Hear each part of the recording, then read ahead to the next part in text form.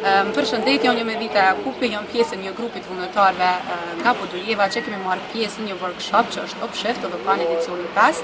Kemi qenë një ndër grupet fituese në mesin e 12 grupeve fituese dhe na u ka dhënë mundësia me implementu projektin. Çka po dojmë na me zbutë si dukurinë në vendin tonë është seksizmi, është ajo jo barazia gjinore dhe po dojmë me pru një balans, një ekuilibër midis dy gjinive në shoqëni.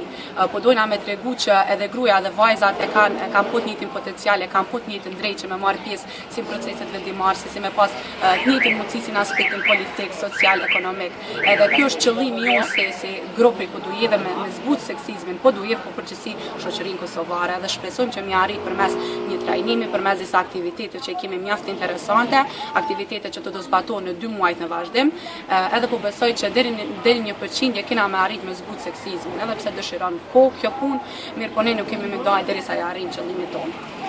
Përpos mbështetjes financiare nga UNICEF për me marrë dhe lejen prej komunës për shfrytëzimin e hapësirës publike,